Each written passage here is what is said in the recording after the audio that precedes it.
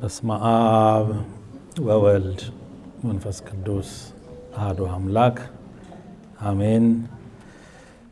ተከበራችሁ አባቶቼ ካህናት፣ ዲያቆናት፣ መዘምራን፣ እግዚአብሔር ቤተሰቦች ሁላችሁም እንደምን ቆያችሁ?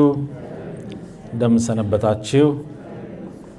እግዚአብሔር ይሄንን ጊዜ ስለሰጠን ስሙ ይክበር ይመስገን። ስለ ሁሉ ነገር እግዚአብሔር ይመስገን። እኔም እየተማርኩ የቆየሁበት ጊዜ ስለሆነ ማለት ነው ከናንተ። ዛሬ የምንማረው በሉቃስ ወንጌል ምዕራፍ 9 ከቁጥር 57 ጀምሮ እስከ 61 ያለ አንድ ክፍል አለ። የምንማረው መነሻ ርዕስ የሚሆነን ጌታ ሆይ ወደምትሄድበት ሁሉ እከተልሃለሁ ይላል። መነሻው ጌታዬ ሆይ ወደምትሄድበት ሁሉ እከተልሃለሁ። ይሄ አብይ ቃል ነው። ይሄንን የሚናገር ሰው ዝም ብሎም አይደለም የሚናገረው። ጌታን መከተል ምን እንደሚያስፈልግ፣ ወዴት እንደሚወስድ፣ ምን ዋጋ እንደሚያስገኝ የተረዳ ሰው ነው። ለይስሙላ እንዲሁ የሚል ከሆነ ምናልባትም ውሸት ነው የሚሆነው። ከቁጥር 57 ጀምሮ ያለውን ላንብበውና ወደ ትምህርቱ እንመጣለን። በሉቃስ ወንጌል ምዕራፍ 9 ከቁጥር 57 ላይ እርሱም በመንገድ ሲሄድ፣ ጌታችን ኢየሱስ ክርስቶስ በመንገድ ሲሄድ አንድ ሰው ጌታ ሆይ ወደምትሄድበት ሁሉ እከተልሃለሁ አለው። ኢየሱስም ለቀበሮች ጉድጓድ ለሰማይ ወፎችም መሳፈሪያ አላቸው፣ ለሰው ልጅ ግን ራሱን የሚያስጠጋበት የለውም አለው። ሌላው ሁለተኛ ሰው ማለት ነው። ሌላውን ደግሞ ራሱ ጌታችን ተከተለኝ አለው። እርሱም ጌታ ሆይ አስቀድሜ ልሂድና አባቴን እቀብር ዘንድ ይፈቀድልኝ አለ። ኢየሱስም መልሶ ሙታናቸውን እንዲቀብሩ ሙታንን ተዋቸው፣ አንተ ሄደ የእግዚአብሔርን መንግሥት ስበክ አለው። ሶስተኛው ሰው ደግሞ ሌላው ጌታ ሆይ እከተልሃለሁ፣ ነገር ግን አስቀድሜ ከቤተሰቦቼ እንድሰናበት ፍቀድልኝ አለው። ኢየሱስም ማንም እርፍ በእጁ ይዞ ወደ ኋላ የሚመለከት ለእግዚአብሔር መንግሥት የተገባ አይደለም አለው። ስለ ቃሉ የአምላካችን ስም ይክበር ይመስገን። ሶስት የተለያዩ ሰዎችን እዚህ ጋር ያስቀምጥልናል። ከነዚህ ሰዎች ጋር እኛም ሼር የምናደርገው ነገር ስላለ ይህን እንድንማር ብዬ ነው የተሰበሰብነው። በዚህ በተለይም በቤቱ የተገኘ ነው እግዚአብሔርን ለመከተል ነው፣ ከሱ ጋር ለመኖር ነው የመጣ ነው። አይደለም እንዴ? አይደለም። ሰው ፍለጋ ይመጣል፣ ሌላ ዓላማ ያለው አለ። የለም፣ በገባን መጠን ፍለጋ የመጣ ነው ነገር አለ። ስለዚህም እግዚአብሔርን እንፈልገዋለን፣ በሕይወታችን እንፈልገዋለን። የዘላለም ሕይወት ይሰጠናል ብለን እናምናለን፣ እንፈልገዋለን።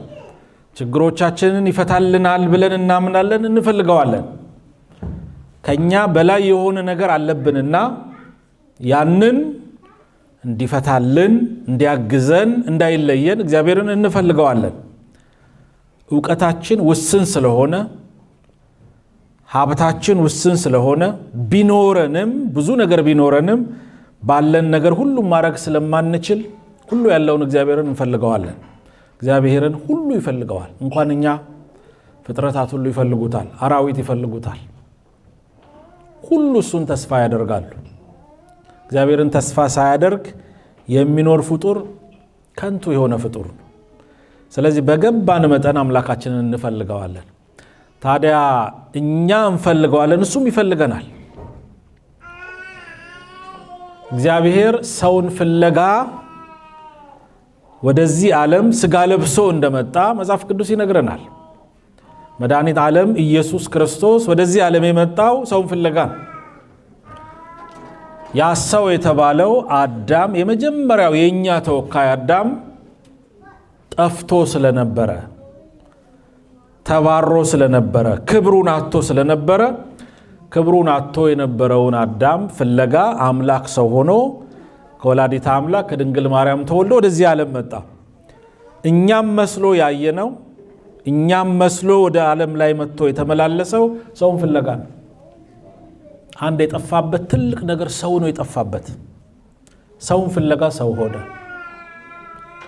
ታዲያ ፈልጎ አገኘው የሰውን ልጅ። ካገኘው በኋላም የሚገባውን ዋጋ ከፈለለት። ያም ዋጋ ሞት ያስከፍል ነበረ። ሰውን ለማግኘት፣ ሰውን ለመመለስ፣ የሰውን ክብር ዳግም ወደ ቀደመው ስፍራ ለመመለስ ሞት ያስፈልግ ነበረ። ማንም ሊሞት አይችልም ነበር። ማንም ያንን ሊከፍል አይችልም ነበረ። በዘመነ ብሉይ ኪዳን አባቶች ተነስተዋል። ታዋቂ አባቶች እንደነ አብርሃም፣ ይስሐቅ፣ ያዕቆብ፣ ታላላቆቹ ቅዱሳን እንደነ ቅዱስ ዳዊት በነቢያት ዘመንም የእግዚአብሔር ነቢያት የእግዚአብሔር ሰዎች ተነስተዋል ብዙ ጥሩ ነገር አድርገዋል ነገር ግን ያንን ሊመልሱ አልቻሉም አይችሉም ነበር ስለዚህ የሚመልሰውን ይጠብቁ ነበር የሚጠበቀው ከወላዲተ አምላክ ቅድስት ድንግል ማርያም ዘመኑ ሲደርስ ተወልዶ ሰው ሆኖ ወደዚህ ዓለም መጣ ጌታችን ኢየሱስ ክርስቶስ አሁን በዚህ ዘመን ስደቱን ስናስብ ነበር አይደለም ወደ ግብጽ ስደቱን ስናስብ ነበር ዛሬ መመለሳቸውን ያያስብን ነው ወደ ግብጽ ስደቱ አንዱ የስደቱ ዋና ዓላማ ትርጉሙ ማለት ነው ከሄሮድስ መሸሹ ብቻ አይደለም ተሰዶ የነበረውን የሰው ልጅ ከገነት ተሰዶ የነበረውን የሰው ልጅ ለመመለስ ነው ሰው ተሰዶ ነበር ሰው ስደት ላይ ይኖር ነበር ያንን ለመመለስ አምላክ እንደ ሰው ተሰደደ ከናቱ ጋራ ተሰደደ ሄደ ደግሞ ተመለሰ ስደትን ባርኮ ሊሰጠንም ነው ነገር ግን ተሰዶ የነበረው አዳምን ወደ ቀደመ ክብሩ ሊመልስ ነው አዳም ተሰዶ ነበር ኢየሱስ ክርስቶስ ዳግማዊ አዳም ሆኖ የአዳምን ሥራ ሊሰራ ስለመጣ ስለዚህ ቅዱሳት መጻሕፍት እንደሚነግሩን እግዚአብሔር ሰውን ይፈልጋል ሁሌ ዛሬም ማለት ነው ምናልባት አገኝ ብሎ ጠፍቶም የነበረውን ሰው እግዚአብሔር ይፈልጋል ጠፍቶ እንዳይቀር በተለያየ መንገድ ዛሬ እዚህ ስንሰበሰብ እንዲሁ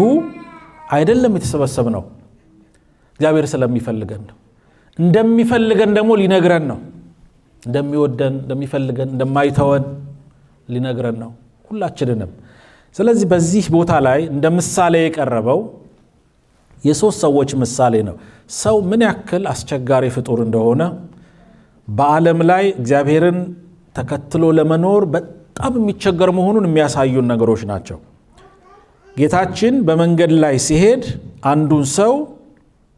አንዱ ሰው ነው ራሱ ጌታ ሆይ እከተላለሁ ወደምትሄድበት ሁሉ እሄዳለሁ አለ እሄዳለሁ እከተላለሁ ማለት ጥሩ ነው ግን ምን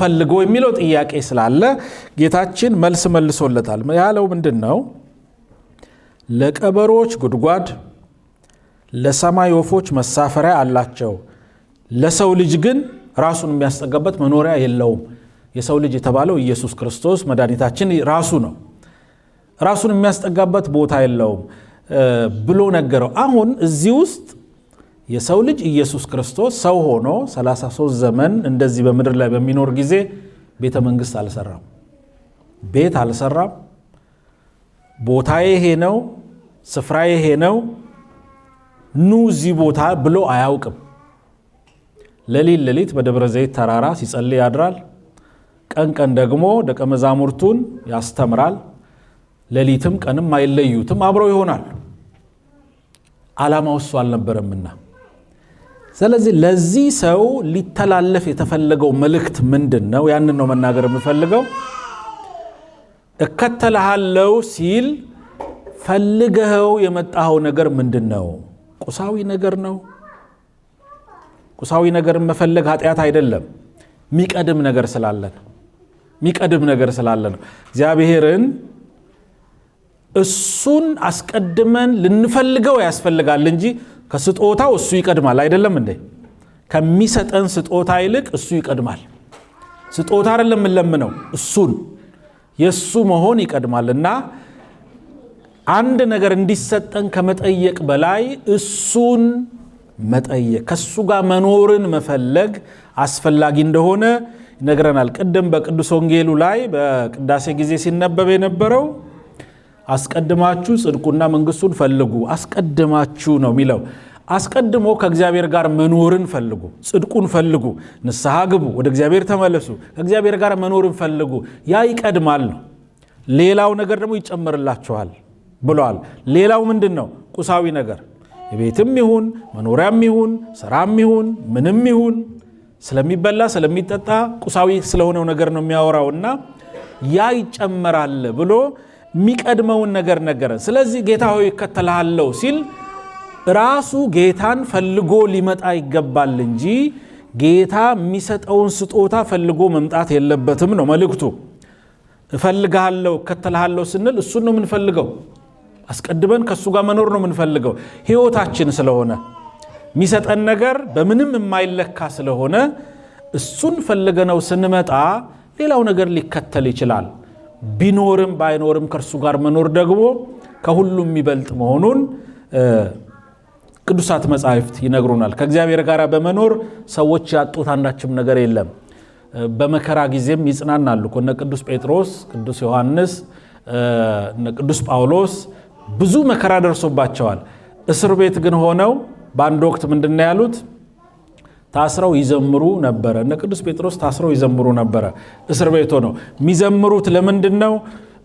አምላካቸው እንደማይለያቸው ስለሚያውቁ ነው በመከራ ጊዜም ጭምር ሰው አምላኩን ካገኘ የትም ቦታ ዳግም እንደማያጣው ከእግዚአብሔር ጋር መኖር እንደሚችል ይነግረናል ስለዚህ ለመከተል ከርሱ ጋር ለመሆን ማንን እንፈልግ እሱን ፈልገን እንምጣ ያ ይቀድማል ነው እሱን ፈልገን እንምጣ ስላችሁ ደግሞ ምን ማለት ነው ከርሱ ጋር ለመኖር የሚያስፈልጉን ነገሮች ንስሐ እንገባለን ቃሉን እንሰማለን በቤቱ እንመላለሳለን የሚጠበቀውን ከኛ እናደርጋለን ሁሉ ጊዜ ሳንለየው እንኖራለን ማለት ነው ሁሉ ጊዜ ያ ነው አንዱ ወደ ሁለተኛው ስንመጣ ሌላው ደግሞ ጌታችን ኢየሱስ ክርስቶስ ራሱ ጌታ ሆይ ጌታ ተከተለኝ አለው ጠየቀው ነው የሚለው ተከተለኝ ና አለው አግኝቶን ና ተከተለኝ ብንባል ምንድነው የምንመልሰው አግኝቶን ና ብንባል ሁሉን ጥለን ለመሄድ ዝግጁ ነን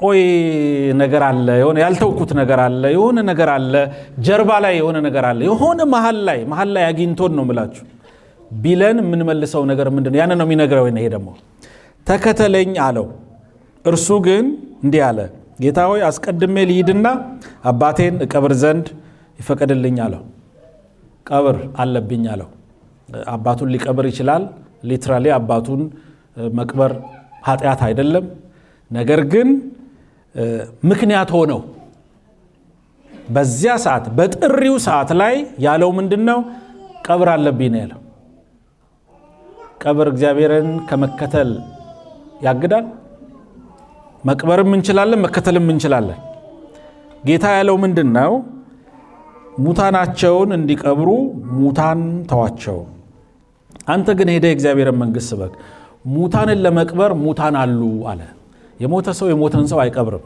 ነገር ግን እዚህ ላይ ማለት የተፈለገው አንድ ሰው ከእግዚአብሔር ተለይቶ ካለ በእግዚአብሔር ዘንድ እንደ ሕያው አይቆጠርም ነው ሙታን የሚባሉት ሰው በነፍሱ ከእግዚአብሔር የተለየ ሰው ከአምላኩ የተለየ ሰው በኃጢአት የሚኖር ሰው እግዚአብሔር የጠላው ሰው ማለት ነው ያ ሰው በሞት ህይወት ይኖራል በስጋ ሞቶ ባይጠራም እንደ ሞተ ሰው ነው የሚቆጠረው ነው በእግዚአብሔር ዘንድ ነው ማለት ትንሳኤ ሁለት አይነት ትንሳኤ ስላለ ነው አንዳንድ ሰው የፊተኛው ትንሳኤ አለ ኋለኛው ትንሳኤ አለ የመጀመሪያው ትንሳኤ ላይ እድል ፈንታ ያላቸው ሰዎች በኋላም አላቸው ይላል የመጀመሪያ ትንሳኤ የተባለው ትንሳኤ የተባለው ሰው ከኃጢአት ነቅቶ ሲነሳ ወደ እግዚአብሔር ሲመለስ ትንሳኤ ያገኘ ይባላል ተነሳ ከምን ከሙታን መንደር ተለየ ከኃጢአት መንደር ተለየ ወደ ጽድቅ መጣ ወደ ህይወት መጣ ማለት ነው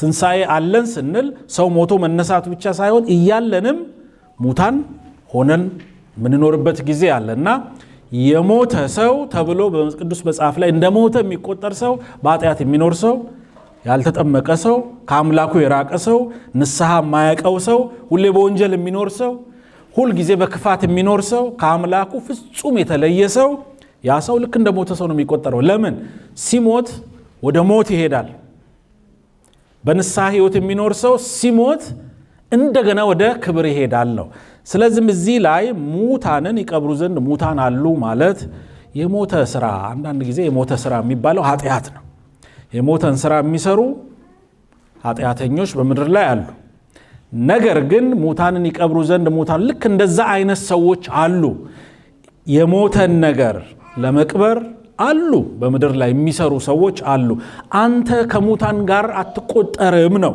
አሁን ከኃጢአተኞች ጋር አትቆጠርም አንተ ተለይተህ ውጣ ሊለው ሲፈልግ ተከተለኝ ከነዚህ ሰዎች ጋር ህብረት አይኑርህ ብሎ ነገረው። ተከተለኝ ሲል ቅድመ ሁኔታ አያስቀምጥም ጌታ። ለመከተል የሚያስፈልገው የልብ ዝግጁነት ብቻ ነው። እግዚአብሔር ሲጠራን እግዚአብሔር በቃሉ ይጠራናል። እግዚአብሔር በሰዎች ላይ አድሮ ይጠራናል። ሲጠራን ግን ሁሉ ጥለን እንድንነሳ ነው። በቅዱስ መጽሐፍ ላይ ታላቁ ሰው አብርሃም በኦሪት ዘፍጥረት ምዕራፍ 12 ላይ ውጣ ተባለ። የሆነ ቦታ ላይ እግዚአብሔር አብርሃምን የፈለገው ወደ አንድ ስፍራ እንዲሄድ ነው፣ እንዲለይ ያለው ከኃጢአት መንደር ነው። ወንጀል ከሚሰራበት እግዚአብሔርን ከማያውቁ ከጣዖት አምላኪዎች መንደር እግዚአብሔር እንዲወጣ በፈለገ ጊዜ አብርሃምን አሳሰበው። ያሳሰበው ምንድነው? አብርሃም ሆይ ከዘመዶች ከአባት ቤት ከሀገርህ ተለይተ እኔ ወደማሳይ ምድር ውጣ አለው። አያውቀውም፣ ስፍራውንም አያውቀውም የት እንደሆነ። ተነስተ ውጣ። ይታያችሁ፣ ከአባቱ ቤት ከዘመዶቹ ከሀገሩ ከኮሚኒቲው ከነበረበት ስፍራ ውጣ። ለምን? አንተ ሙታን መንደር ላይ የምትቀመጥ ሰው አይደለህም። አንተ ሕያው ነህ። ያ ስፍራ ጣዖት የሚመለክበት እግዚአብሔር የማይታወቅበት ስፍራ ስለነበረ ሌላ ዓላማ የለውም። ህዝብ ጥላቻ አይደለም። ነገር ግን ከዛ መሃል ውጣ አለው። ሂድ አለው። ሂድ ሲለው እኔ ወደማሳይ ምድር ሂድ አለው። ያ እግዚአብሔር የሚያሳየው ምድር የት ነው? አብርሃምም አያውቀውም። ነገር ግን እንዲሄድ ነገረው። ይመራው ነበር እግዚአብሔር አብርሃምን። እግዚአብሔር ይመራን፣ ሁላችንንም ይመራው ነበረ። በአባታችን የአብርሃምን ታሪክ ስናይ እግዚአብሔር ቃል የገባለት ነገር አለ። ሲመራውም አንተን የሚባርኩ የተባረኩ፣ አንተን የሚረግሙ የተረገሙ ይሆናሉ፣ አንተን ታላቅ ሕዝብ አረጋለሁ አለው። የምድር አሕዛብ ሁሉ በአንተ ይባረካሉ አለው። ብዙ ቃል ኪዳን ገባለት። በአብርሃም ዘር ኢየሱስ ክርስቶስ እንደሚወለድ፣ በአብርሃም ዘር ወላዲተ አምላክ ድንግል ማርያም እንደምትወለድ እና ታላቅ የሆነ ቃል ኪዳን ገባለት። ለማን? ለአብርሃም። ወጥቶ ሄደ። አብርሃም የበረከት አባት ሆነ። በረከቱ ይደርብን። ታላቁ ሰው እግዚአብሔር የታዘዘውን ነገር እግዚአብሔር ያዘዘውን አደረገ። እስከ መጨረሻው ፈተናውን አለፈ። ጥሪውን አክብሮ ሄደ ነው። ምን አለው? ና ተከተለኝ፣ ና ውጣ አለው። እግዚአብሔር የሚለው እንደዛ ነው። ሁሌ እንድንቀመጥ አይፈልግም። ና ውጣ። ከየት? እግዚአብሔር ከማይወደው ህይወት። ና ውጣ። ከየት?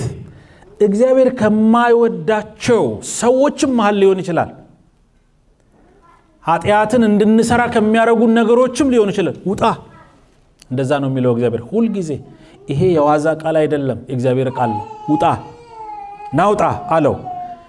ምንም ምክንያት አያስፈልግም።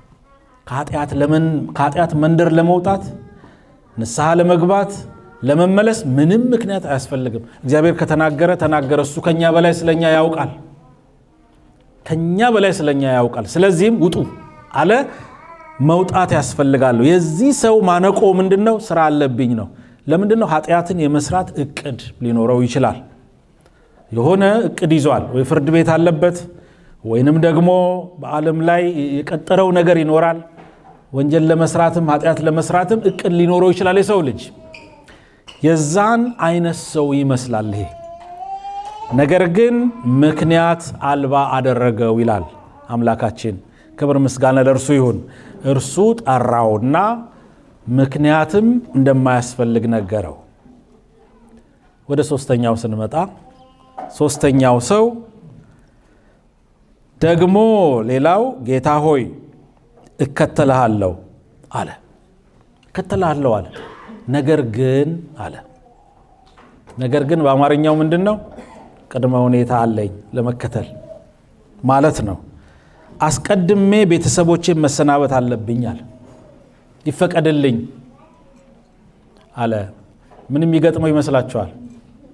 አንድ ሰው ገዳም ለመግባት ብሎ ድግስ አስደግሶ በቃ ከዚህ በኋላ ገዳም ነው የምኖረው እመንናለሁ ብሎ ተነስቶ ዘመዶቹን ጠርቶ ለመሰናበት ድግስ ቢያዘጋጅ ቢሰበስብ ምን የሚያጋጥመው ይመስላችኋል?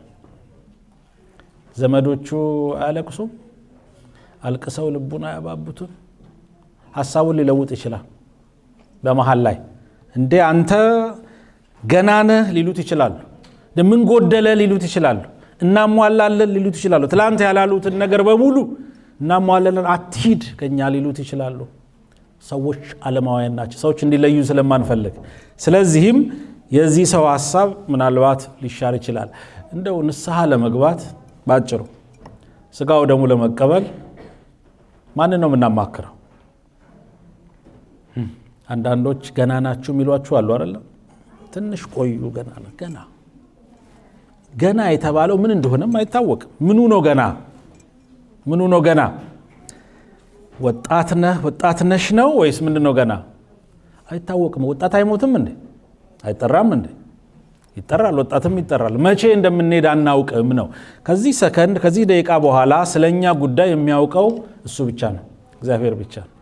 ምን እንደምንሆን አናውቅም።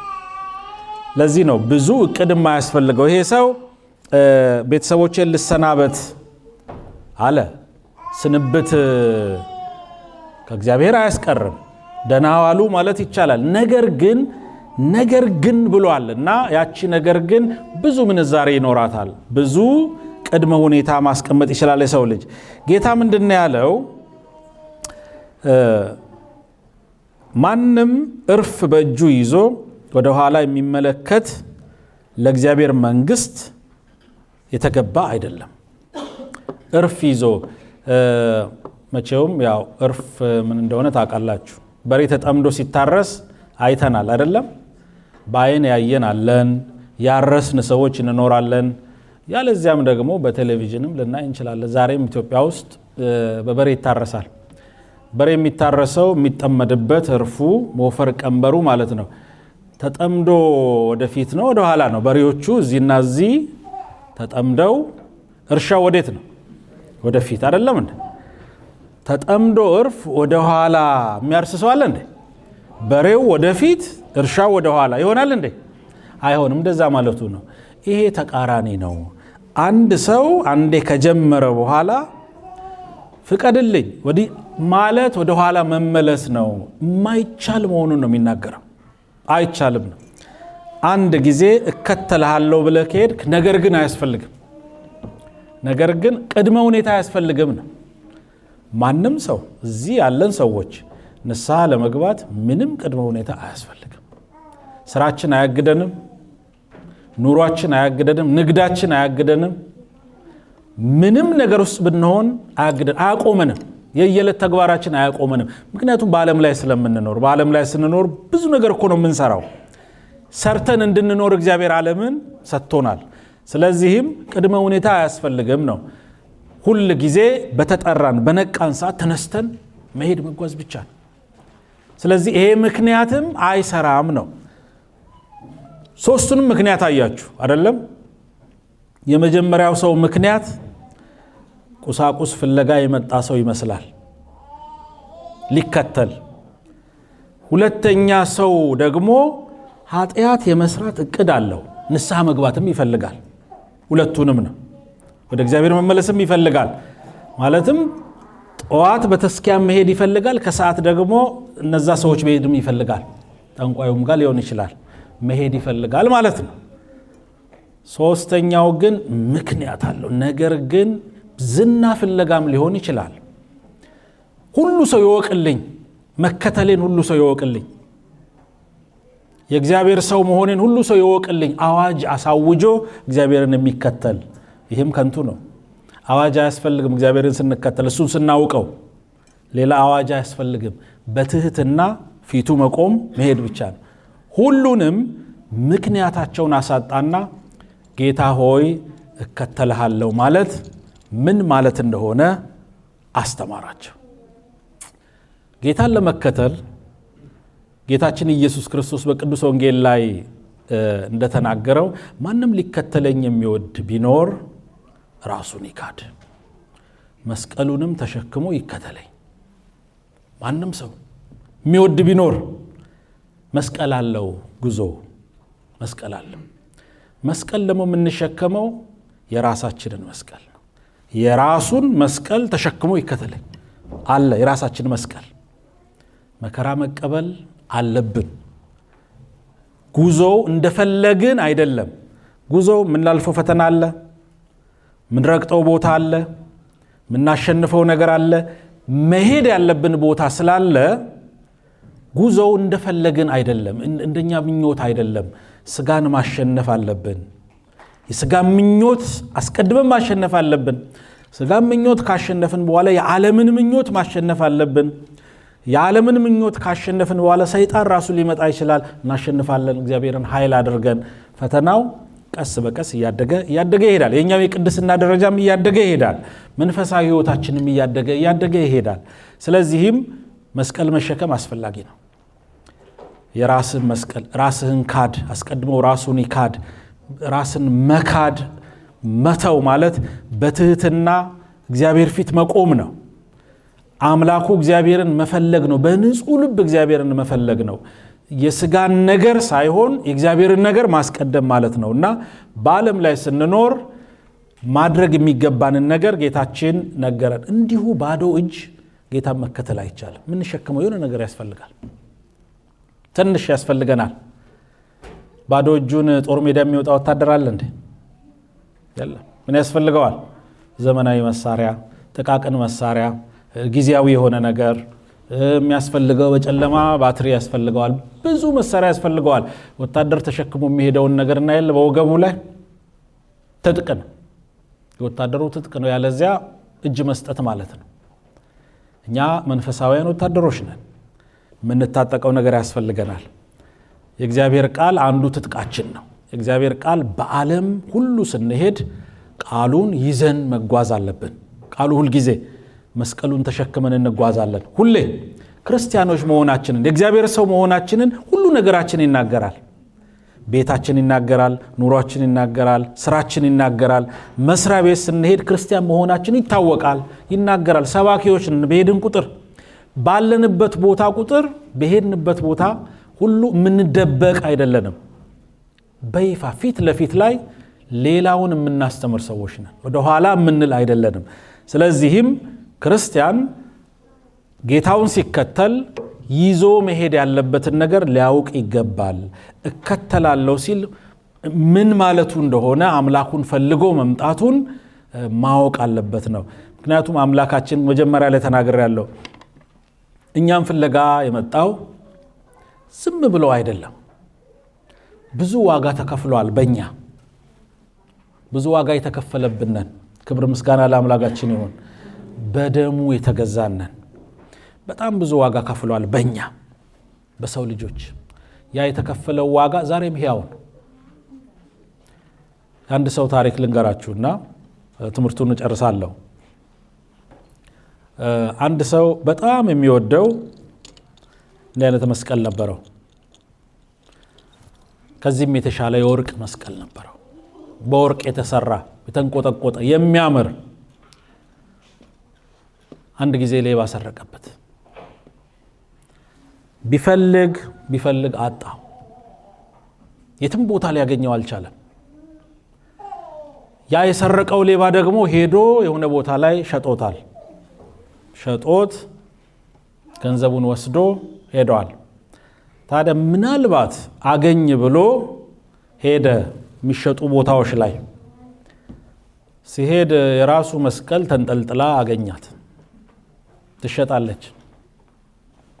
ራሱ ቀጥቅጦ የሰራት በደንብ በልዩ ውበት የሰራት። ታዲያ ዋጋውን ጠየቀ። ይሄ ነገር የኔ ነው አለ። አይ ይሄማ የሚሸጥ ነው፣ ምን መረጃ አለ ያንተ ስለመሆኑ፣ ስለዚህ ሽጥልኝ አለው። በጣም ውድ ዋጋ ነገረው። ያንን ውድ ዋጋ ለመክፈል ገንዘብ የለውም። ስለዚህ በአንድ ነገር ተግባቡ። ካልከው ነገር ጨምሬም እከፍልሃለሁ፣ ግን እንዳሸጥብኝ ትንሽ ገንዘብ ሰብስቤ ልምጣ አለው።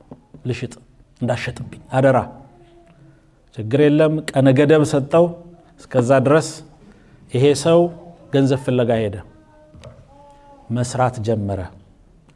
የቀንንም የሌሊትንም ስራ እየሰራ ገንዘቡን ማጠራቀም ጀመረ። በዛም ብሎ ገንዘቡን አጠራቀመና ሞላለት። ሄደ እንትን ዕቃውን ሊገዛ ዕቃው ቁጭ ብሏል። የሚፈልገው ሰውየው ገንዘቡን ነው የሚፈልገው። ከዚያም ሸጠለት። መስቀሉን ወሰደ። መስቀሉን እንደዚህ ያደረገ ሳማት። እቺ መስቀል 2 ጊዜ የኔ ነች አለ። መጀመሪያ ሰራዋት፣ ሁለተኛ ደግሞ ወጥቼ ወርጄ ገዛዋት በጉልበቴ አላት። ምሳሌው ገባችሁ? እግዚአብሔር መጀመሪያ ፈጠረን፣ የሰው ልጅ አክብሮ ፈጠረ፣ ወዶ ፈጠረ፣ ምንም ሳያጓደልበት ፈጠረው። ከዛ በምድር ላይ ሁሉ ገዢ አደረገው የሰው ልጅ። አዳም ገዢ ነበር። ሰው ገዢ ነው። በዓለም ላይ ሁሉ የተፈጠሩት ሁሉ ለሰው ክብር ተፈጠሩ። ታዲያ ያ የተፈጠረው የሰው ልጅ ስተት ፈጸመ። በገነት ሲኖር ተሳሳተ። እግዚአብሔር አትብላ ያለው ያችን ዕፀ በለስ እኮ የመገዛት ምሳሌ ነው። ለእግዚአብሔር መገዛቱን እንዶ ቼክ ለማድረግ ነው። ነገር ግን መገዛት አልቻለም።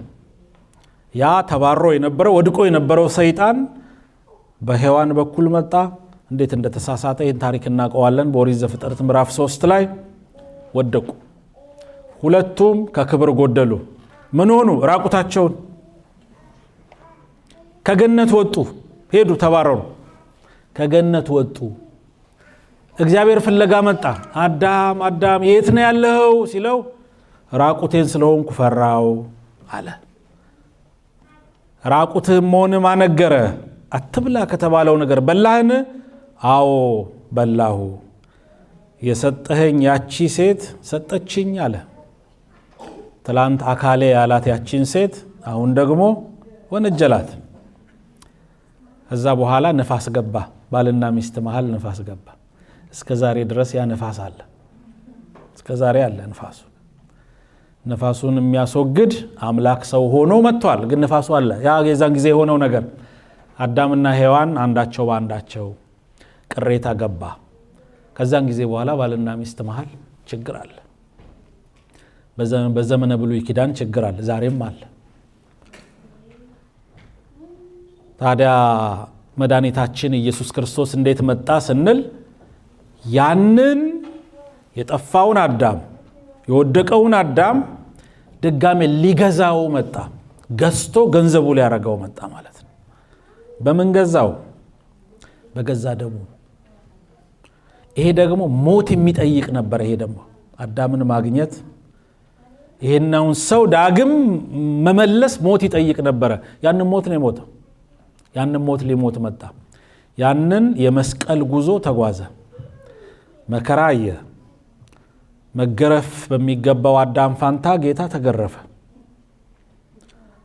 አዳም ሊቀበል የሚገባውን ቅጣት በሙሉ ጌታ ዳግማዊ አዳም ሆኖ ዳግመኛ ሆኖ ተቀበለ። ሁሉን በፍቅር ተቀበለ። ሰውን መውደዱን ገለጸ። ከዚያ በኋላ ነው እንግዲህ በመስቀል ላይ ዋለ፣ ደሙ ፈሰሰ፣ ስጋው ተቆረሰ፣ ያ ሁሉ ነገር ደረሰ። ሰው ዳግም ተገዛ። ክብር ምስጋና ለእርሱ ይሁን። ተገዛ፣ ዳግም ልጅ ሆንን። በዘመነ ሐዲስ ኪዳን ልጆች ተባለን። ባሮች አልላችሁም ልጆች እላችኋለሁ አለ። ልጆች ነን።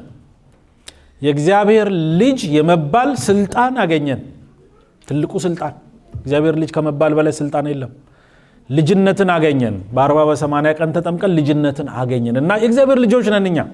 ያንን ማንም ሊወስድብን አይችልም። ማንም ሊቀማን አይችልም። ጠላት አይደላችሁም ቢል እንኳ እንዳይደልን ራሳችንን አናንቀን እንድናይ ራሳችን ዋጋ እንደሌለን ቢነግረንም ያ የጠላት ሐሳብ ነው። እኛ የእግዚአብሔር ልጆች ነን። ክብር ምስጋና ለእርሱ ይሁን። የጠራን 2 ጊዜ ራሱ ያደረገን ፈጥሮን እንደገና ደግሞ የራሱ አድርጎን ገዝቶ የራሱ አድርጎናል። ከዚህ በኋላ እንዴት እንደሚወደን ነው የምነግራችሁ። ያ ሰው ያ ዕቃውን ከዛ በኋላ እንዴት የሚጠብቅ ይመስላችኋል? በጥንቃቄ ለልዩ ሳጥንም ሊያረግላት ይችላል። ሌሊትም ቀንም ይጠብቃታል። አጠፋበትም። እግዚአብሔር እንዳንጠፋበት ነው ይሄን ሁሉ ያደረገው። ቤቱን ባለንበት በስደትም ይሁን በምንም እግዚአብሔር ቤት እንዲኖር እንድንታነጽ መምህራን እንዲኖሩ ቃሉን በሄድንበት እንድንሰማ እግዚአብሔር አድርጓል። ይሄን ሁሉ ካናናቅ ነው ይሄን ሁሉ እምቢ ካለን ጌታ ሆይ እከተልሃለሁ ብለን ከነኮተታችን ከሆነ ዋጋ ያስከፍለናል። እኛ ነው ዋጋ ያስከፍለን። ስለዚህም በንጽህና መስቀላችንን ተሸክመን የሚከብድ ነገር አያሸክመንም። መስቀል የተባለው አንዱ ፍቅር እኮ ነው። ወንድምህን መውደድ ነው። ተሸክመ መሄድ የታዘዝከው የታዘዝሽው ሌላ ጉዳይ እኮ አይደለም። ሰው መውደድ ነው ሰው ያቃተው። ትልቁን ፍቅር ነው የጣለው እግዚአብሔርን አለ። ወንድሙን መውደድ አልቻለም። ወንድሙን የማይወድ ሰው ደግሞ እግዚአብሔርን አይወድም ቅዱስ መጽሐፍ ይላል። እዚህ ነው ፍቅር የሚጀመረው፣ ከቤት ነው የሚጀመረው። ባል ሚስቱን ካልወደደ፣ ሚስት ባልን ካልወደደች እንዴት ነው እግዚአብሔርን ሊወድ የሚችለው? ያ ሰው እንዴት አስመሳይ ሆኖ ሊኖር ይችላል? ይሄ ማስመሰል ብቻ ነው የሚሆነው። እቤቱ ያላሳየውን ፍቅር በፍጹም ቤተ እግዚአብሔር መጥቶ ሊያሳይ አይችልም። ከቤት ነው የሚጀመረው፣ ከኑሮ ነው የሚጀመረው። ስለዚህ በትዳር ውስጥ፣ በቤተሰብ ውስጥ፣ በእያንዳንዱ በኮሚኒቲ ውስጥ የሚሆን በምንሄድበት ቦታ እውነተኛ ፍቅር ሊኖረን ይገባል። ሰዎች ላይወዱን ይችላሉ፣ የራሳቸው ነው። እኛ ግን ሰው ልንጠላ አይገባም። የእግዚአብሔር ሰዎች ሆነን ልንኖር ያስፈልጋል። ከቤት ብቻ ሳይሆን ወደ ውጭም ስንወጣ ጭምር ያንን የታዘዝ ነው። መከተል ሸክም የተባለው ያ ነው። አንዱ ያንዱን ሸክም ይሸከም፣ ሌላ አይደለም፣ ሌላ ቀንበር አይደለም። ይውደደው፣ ያክብረው፣ ያንን የሱን መከራ ለርሱ ያድርግ ማለት ነው። እግዚአብሔር ይርዳን። እግዚአብሔርን መከተል በብዙ ነገር ውስጥ ማለፍንም ስለሚጠይቅ ስንከተለው በሚመጣብን ፈተና ወደ ኋላ እንዳንልም ያስፈልጋል። አባታችን አብርሃም የመጨረሻ ጥቅስ ይሆናል። ዘፍጥረት 15 ላይ በጉዞ እያለ እግዚአብሔር ምን ብሎታል? ትበዛለ፣ ዘር ታገኛለ፣ እንዲህ ትሆናለ ብሎ ነግሮታልና ጊዜው ዘገየበት። ጊዜው ዘገየ።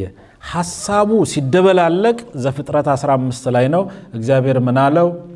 አብርሃም ሆይ እኔ ጋሻህ ነኝ። ስለዚህም ትላንትና የተናገረውን ቃል ታላቅ ሕዝብ አደርግሃለሁ፣ ዘርህ ይበዛል። ትላንትና አብርሃም የሚፈልገውን ነገር የተናገረ ድጋሜ ተናገረ ነው። እግዚአብሔር ይሄንን ያነሳውት ለምንድን ነው? እግዚአብሔር ትላንትና የነገረንን ነገር ደግሞ ይነግረናል። ትላንትና ውስጣችን በሌላ ነገር ተሞልቶ ከሆነ ዛሬ ደግሞ አብሮነቱን ድጋሜ ይነግረናል። ሁሌ ስለሚነግረን እንስማው። ሁሌ ነው የሚነግረን። ሊነገረን ደግሞ ያስፈልጋል ሁል ጊዜ።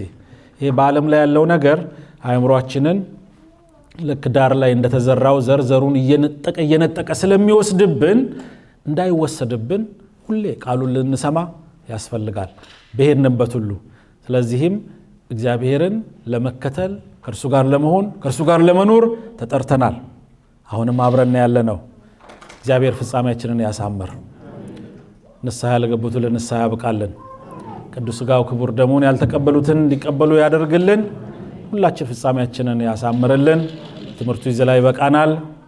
ያስተማረን የገሰጸን የባረከን አምላካችን ስሙ ይክበር ይመስገን።